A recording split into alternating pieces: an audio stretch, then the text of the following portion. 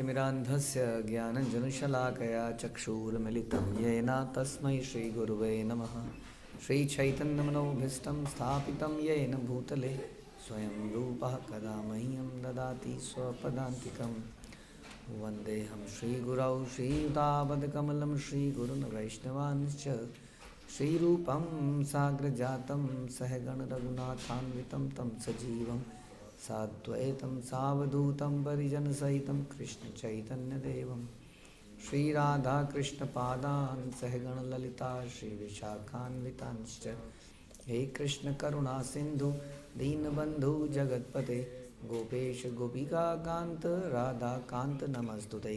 तप्तकाञ्चन गौराङ्गी राधे वृन्दावनेश्वरी विश्वभानुसुते देवी प्रणमामि हरिप्रिये। वाञ्छाकल्पतरुभ्यश्च कृपासिन्धुभ्य एव च पतितानां पावनेभ्यो वैष्णवेभ्यो नमो नमः। जय श्री कृष्ण चैतन्य प्रभु नित्यानंद श्री अद्वैत गदाधर शिवासादि गौरभक्तवृंद। हरे कृष्णा कृष्ण कृष्णा हरे हरे, हरे राम राम राम हरे हरे। नमो विष्णुपादाय कृष्णप्रेष्ठाय भूतले श्रीमते भक्तिवेदांत स्वामिन्निति नामिने। नमस्ते सारस्वते देवे गौरवाणी प्रचारिणे निर्विशेष शून्यवादी पाश्चात्य देशतारिणे। हरे कृष्णा। भगवद गीता अध्याय 9 द मोस्ट कॉन्फिडेंशियल नॉलेज श्लोक संख्या 33। किं पुनर्ब्रह्मणा पुण्या भक्ता राजर्षयस्तथा अनित्यं सुखम लोकम इमं प्राप्या भजस्व माम। फिर धर्मात्मा ब्राह्मणों, भक्तों तथा राज ऋषियों के लिए तो कहना ही क्या। अतः इस क्षणिक दुखमय संसार में आ जाने पर मेरी प्रेमा भक्ति में अपने आप को लगाओ। Very clear instruction by Krishna. इसके पहले हम लोगों ने कुछ सुना कि कुछ लोग हैं जो भक्ति करते हैं, चाहे उन्होंने पहले पाप कर्म किए हों बहुत सारे, हम जैसे मेरे जैसे, वो जब भक्ति में लगते हैं तो उनके भगवान पापों को नाश कर देते हैं, भगवान कह रहे हैं। लेकिन उनके अंदर दृढ़ता होनी चाहिए। फिर चाहे वो नीची जाति का हो, चाहे वो वैश्य हो, क्षत्रिय हो, शूद्र हो, और बड़ा दुराचारी व्यक्ति हो, कोई भी वो, उसकी क्वांटिटी ऑफ सिंस जो है, पाप, उसको नहीं देखते भगवान, है ना। ऐसा नहीं है कि इतना करेगा तो 4 किलो पाप खत्म हो जाएंगे। वो इतना करेगा तो अनलिमिटेड खत्म होंगे, अनलिमिटेड, कोई उसका कोई वो नहीं। इसलिए चाहे कोई 100 पाप वाला हो, चाहे कोई आधे पाप वाला हो, सब समाप्त, अगर वो दृढ़ता से भगवान की भक्ति, भजन्ते माम अनन्य भाग। तो भगवान ने पिछले 2-3 श्लोकों में बता रहे हैं, और हम लोगों को अलग अलग तरीके से बताएं। देखिए कितना डिटेल बताया इस भगवान ने इस श्लोक को, नहीं। अभी चेत सुधाचारो, उसके बाद फिर से दूसरा श्लोक, फिर तीसरा श्लोक, फिर चौथा श्लोक, अभी सुने ही जा रहे हैं हम। हाँ, फिर उसने और भी बोल दिया। देखो ये ऐसा नहीं है आप सोचोगे कि नहीं, स्त्रियों का भी होगा क्या। हाँ, स्त्रियों का भी, वैश्यों का, क्षत्रिय का, शूद्र का, सबका होगा वगैरह, कोई डाउट नहीं है। हाँ, और फिर आज फिर से कुछ और बोल रहे हैं, उसी के आगे कंटिन्यू कर रहे हैं। बोले आपने तो ये तो बताया नहीं कि भक्तों का क्या होगा, उनका क्या, उनका तो हो ही जाएगा ना। तो कह रहे हैं फिर धर्मात्मा ब्राह्मणों भक्तों का, राज ऋषियों का तो बात ही मत कीजिए आप, उनका तो कहना ही क्या। राज ऋषि कौन होते हैं। जैसे राजाओं के अंदर जो ऋषि जैसा इनका नेचर है, इज लाइक आइडियल किंग, जो धर्म को पालन करता हो, धर्म के अनुसार राज्य चलाता हो, उसको हम राज ऋषि कहते हैं। जैसे परीक्षित महाराज, युधिष्ठिर महाराज धर्म के अनुसार चलाते थे। हाँ, राज ऋषि। तो राज ऋषि का क्या कहना, राज ऋषि का क्या होगा। अरे वो कह रहे भक्तों की, राज ऋषियों की, इनकी बात मत करो। ये तो वैसे भी भगवान ने पहले भी आपने सुना ना कि समोहम सर्व भूतेषु नामे द्वेषोस्तु ना प्रिया। लेकिन जो मेरा भजन करता है वो क्या है, मेरा मित्र है और मैं उसका मित्र हूँ। ये समझ लीजिए आप, ये भगवान ने बोला कि नहीं कुछ समय पहले ही। तो इसलिए अपने मित्रों की बात नहीं कर रहे हैं, वो तो आम लोगों की बात कर रहे थे अब तक।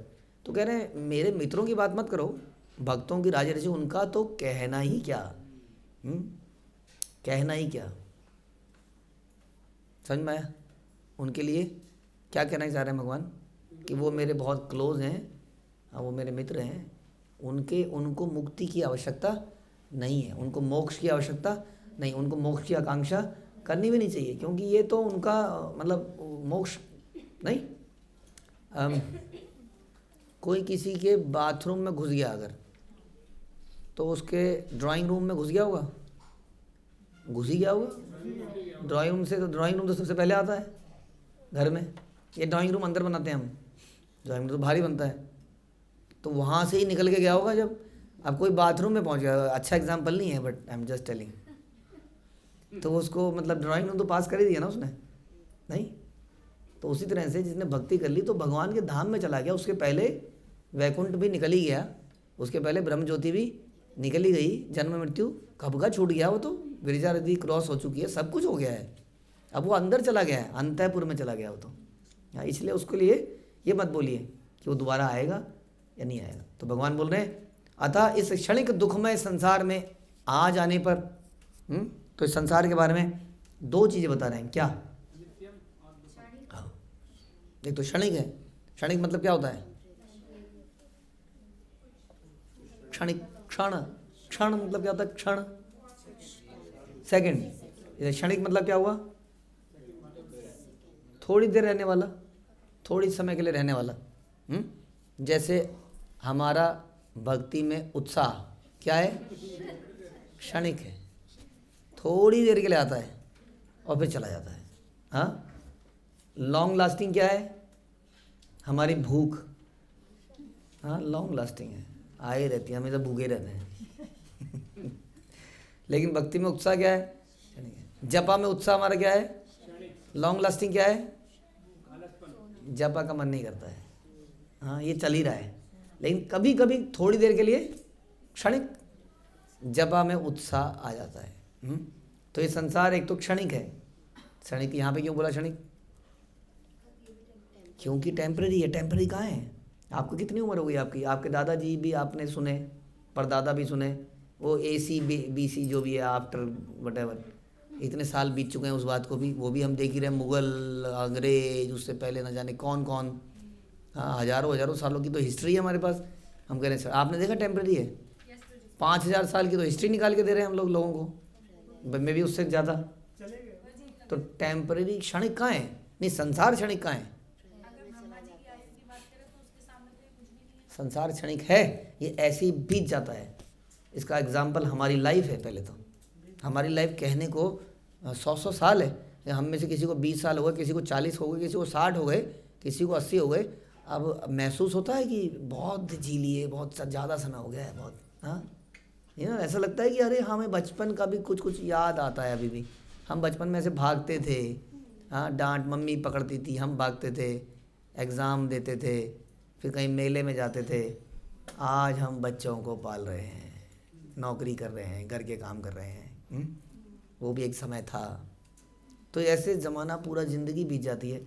मरते हुए भी आदमी को ऐसा लगता है कि कल ही की तो बात है, अभी तो बच्चा था, आज मैं मर रहा हूँ। और इस प्रकार देखिए बड़ी बड़ी चीज़ें हो ही जाती हैं समय पर। तो ऐसा लगता नहीं है इस समय, एक्चुअली संसार बहुत ही ड्यूरेशन हमारी क्या है, इटर्नल है। हम लोग हज़ारों करोड़ों अरबों खरबों साल जीते हैं, और क्योंकि हम आत्मा हैं, हम हमेशा ही जीते हैं। तो उसमें ये जो समय है ये बहुत ही कम है वास्तव में। ये संसार का जो एनाइलेशन होता है, जैसे ब्रह्मा जी की रात्रि में होता है कि नहीं, तब तो ये समाप्त होता ही है ना, टेम्परेरी तो होता ही है, कुछ लोग तो होते ही हैं। तो इसलिए संसार को क्या होता है ना, क्षणिक है। तो कहने का मतलब है कि यदि किसी व्यक्ति की उम्र को 1000 कर दिया जाए, 2000 कर दिया जाए, 5000 कर दिया जाए, तो भी यही अवस्था रहेगी। हाँ, हम लोग थोड़े रिलैक्स हो जाएंगे, हम लोग जिएंगे, और एक दिन हम मृत्यु को प्राप्त कर रहे होंगे, तब भी हम कहेंगे अभी कहाँ, इतनी जल्दी क्यों? मालूम है आपको? इसलिए फेमस एग्जाम्पल आता है लोमस ऋषि का, जिनका कहते हैं कि एक बाल गिरता था तो ब्रह्मा जी का एक दिन या समथिंग, था नहीं क्या था ऐसा कुछ, मतलब ब्रह्मा जी की आयु भी उनके आगे कुछ नहीं है। एंड वो अपने शिष्यों को कहते थे कि मैं कुटिया नहीं बनाऊंगा, कुटिया, क्योंकि कुटिया बनाने से समय खराब होगा, ऐसा कहते थे वो। सो वो भी एक अंडरस्टैंडिंग है लोगों की। तो कहने का मतलब है कितनी भी आयु कर दी जाए वो वास्तव में क्षणिक है, क्योंकि मृत्यु एक दिन आनी ही है। इसलिए कोई ना कोई एज में वो उसको मृत्यु आनी है, बुढ़ापा एक दिन आना ही है। हाँ माना, ब्रह्मा जी की आयु में भी 50 साल के बाद ब्रह्मा जी को थोड़ा सा कुछ तो जोड़ों में दर्द, पता नहीं, आई डोंट नो कुछ तो हो गई। हाँ, तो इसलिए क्षणिक ही है, चाहे कितना भी लंबा कर दिया जाए। तो एक क्षणिक है, क्योंकि यहाँ पर एंड है एक दिन, और स्पिरिचुअल जगत में एंड नहीं है। तभी तो यहाँ के लोग यहाँ के बोल रहे हैं क्षणिक, यानी कि स्पिरिचुअल जगत क्या है, वो क्षणिक नहीं है। क्यों नहीं है क्षणिक वहाँ पर? क्योंकि वो वहाँ पे एनाहिलेशन, वहाँ पे मृत्यु आती ही नहीं है, कभी भी नहीं आती है ना। इसलिए लॉन्ग लाइफ की बात मत कीजिए, इटर्नल लाइफ की बात कीजिए। तो एक क्षणिक संसार, और क्या बता रहे हैं, दुखमय संसार। तो प्रभुपाद यहाँ पे क्लियर कर रहे हैं कि कई लोग बोलते हैं कि ये संसार जो है आर्टिफिशियल है, इल्यूज़न है कि नहीं? हम भी कहते हैं इल्यूज़न। मृग तृष्णा सुना होगा आप लोगों ने, मिराज। तो इल्यूज़न है कि नहीं है?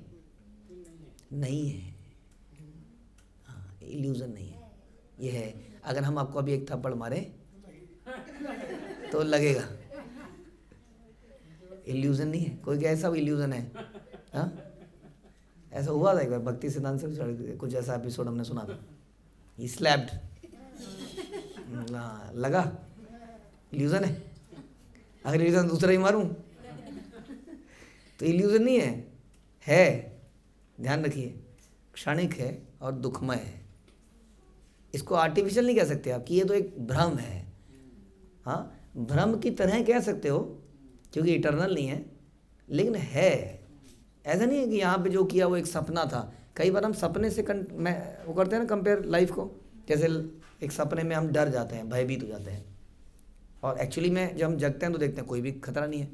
वैसे ही संसार में हम भयभीत रहते हैं, हाँ, लेकिन एक्चुअली में अगर हम सोल के लेवल पे आ जाएं तो भाई की क्वेश्चन, क्योंकि नैनम छिंदंती शास्त्राणी नैनम दहती पाव, जो भी है नहीं कर सकते ना, आत्मा को कुछ नहीं हो सकता। सो लेकिन हम लोग भयभीत होते हैं। तो जैसे सपना नकली है वैसे ही संसार भी नकली। ऐसा नहीं है, एक्चुअली में नकली नहीं है। वास्तव में तो बात सही है कि हमें भयभीत होने की ज़रूरत नहीं है, लेकिन यहाँ पर ये जो हो रहा है हमारे आसपास, ये एक्चुअली में हो रहा है। हाँ, इससे आप अपनी कॉन्शियसनेस को इतना बढ़ा सकते हो कि आप इससे भयभीत ना हो, लेकिन हो रहा है। हाँ, बुढ़ापा आ रहा है, बीमारी आ रही है, कोई संसार में पैदा हो रहा है, कोई मर रहा है, कभी सक्सेस हो रही है, कभी फेलियर हो रहा है, कभी सर्दी हो रही है, कभी गर्मी। अब इल्यूज़न है, ये तो इल्यूज़न है। मैं स्वेटर नहीं पहनूंगा, ये तो भ्रम है प्रभु जी। क्या है, जरूरत क्या है? नहीं है, भ्रम है। वो तो भ्रम नहीं है, वो कुछ हो जाएगा, उसको बीमार हो जाएगा, वो एक्चुअल है, लेकिन टेम्परेरी है सब कुछ। तो बड़ी अच्छी बात है, अगर टेम्परेरी है तो। दुख टेम्परेरी है क्योंकि सुख भी टेम्परेरी है फिर, इसलिए सुख आएगा दुख जाएगा, गाने में बोलते हैं ना। तो इसलिए क्षणिक दुखमय संसार में आने पर मेरी प्रेमा भक्ति में अपने आप को लगाओ। भगवान बड़ा क्लियर बता रहे हैं कि संसार में हमें क्या करने के लिए भगवान ने भेजा है। इमं प्राप्य भजस्व माम, इससे ज़्यादा क्लियर क्या होगा? हाँ, बिल्कुल ऐसा नहीं है हमने जोड़ दिया कुछ, आपकी बायस्ड गीता नहीं, लिखा है इसमें। तथा अनित्यम असुखम लोकम, इसमें आ गया। इमं प्राप्तम, अब आ गया है तो क्या करें? क्या है वो, जैसे वो बोलते हैं तदपि अध्रुवम अर्थदम, वहाँ भी ये बोला गया। ये अध्रुवम है, ध्रुव नहीं है ना यहाँ कुछ, not stable, not permanent, but फिर क्या है? अर्थदम। अर्थदम मतलब इसका कुछ वैल्यू है, वैल्यूबल है, फिर भी है तो टेम्परेरी, बट फिर भी इसकी वैल्यू है, ऐसा बताया गया। तो इसलिए क्या करें इसमें, उस कैसे वैल्यूबल बनेगा ये? भगवान की सेवा में इसको अगर हम लगाएंगे तो ये वैल्यूबल बन जाएगा। दुर्लभम मानुषम जन्म, ये उस वहाँ पे बोलता है, दुर्लभम मानुषम जन्म तदपि अध्रुवम अर्थदम। समझ में आया? कौमारम आचरित प्रज्ञा धर्मा भागवता निहा, ये किसने बोला? प्रहलाद महाराज। तो करना क्या है बेसिकली, वो कह रहे हैं हमको भजन करना है। भजन करना मतलब कुछ वो है ना, मैं वृंदावन जाऊंगी छोड़ के नहीं आऊंगी, समथिंग लाइक दैट। भजन करना, ये बार बार भजन क्या बोलते हैं, यही तो हुआ भजन का मतलब। भजन मतलब भज करना, भज। भज क्या हो सकता है? भज बहुत सारी चीज़ें हो सकती हैं। भज बेसिकली प्रेम के लिए क्या है, अलग अलग प्रकार की चीज़ें हम कर सकते हैं उसमें, हम उसको ग्लोरीफाई कर सकते हैं। हम उनका कीर्तन, ग्लोरीफाई मतलब कीर्तन, हम उनके बारे में सुन सकते हैं, उनके लिए कुछ सेवाएं कर सकते हैं, जो भी है नवदा भक्ति, वो भजन करता है इस प्रकार। तो हम सबको क्या करना है, अपने आप को भगवान की प्रेम भक्ति में लगाना है, ये हमें कार्य करना है। ये करेंगे तो क्या प्राप्त होगा, हमने बोला, तो अगर हम पापी हैं, दुराचारी हैं, तो क्या हो जाएगा, बोलिए, पाप नष्ट हो जाएंगे, तो हम क्या बन जाएंगे, साधु महात्मा बन जाएंगे हम लोग। और जो भक्त है वो क्या करेगा, उसको क्या प्राप्त होगा फिर, विशदे तद अनंतरम जो गम, वो भगवान के धाम में, भगवान के ग्रह में, अंतर में एंटर कर जाएगा। वो नहीं अटकेगा कहीं ब्रह्म ज्योति में, उसको मोक्ष नहीं मिलेगा, उसको उसके भी अंदर वो कहीं भगवान के पास चला जाएगा। इतना ये लाइफ का पर्पस समझ लीजिए आप, हम सब लोगों को समझना चाहिए, हम भूल जाते हैं। भगवान अगले श्लोक में और ज़्यादा गहराई में जाएंगे इसकी, कि भजन का क्या मतलब है, करना क्या है, भजस्व, उसको बताएंगे प्रैक्टिकली क्या करना है, जो हम रोज़ ही सुनते हैं। लेकिन एली में इसमें भगवान ये बता रहे हैं कि इस ध्रुवम, इस ऐसी जगह में जो अस्थाई है, दुखालयम है, इसमें जब आए कोई भी जीव, किसकी बात कर रहे हैं, हम सब की नहीं, अमेरिका में पैदा हुआ, इंडिया में पैदा हुआ, कहीं पे भी पैदा हुआ, पढ़ा लिखा है, अनपढ़ है, बच्चा है, बड़ा है, बताइए आपका क्या रोल है जीवन में, क्या पर्पस है, बताइए, जोर से बोलिए। किसने कहा, शास्त्रों में लिखा है, हाँ जी, किसने कहा, किसने कहा कि भक्ति करनी है, शास्त्रों में लिखा है। कौन से शास्त्र में लिखा है, कहाँ लिखा है, अभी अभी बताया, वहीं लिखा है, श्लोक संख्या 33 जो अभी अभी पढ़ा, कितनी शॉर्ट मेमोरी हो गई है, उसी में लिखा है। ऐसा नहीं है कि ये बूढ़ों का पर्पस है, बच्चा भी जो है, जो भी पैदा हुआ है, वो इसी पर्पस से पैदा हुआ है कि इस दुखालय टेम्परेरी लाइफ में परमानेंट कुछ बनाने का प्रयास ना करे, बल्कि भजन करके यहाँ से निकलने का प्रयास करे। हरे कृष्ण। श्रील प्रभुपाद की जय, भगवद गीता की जय।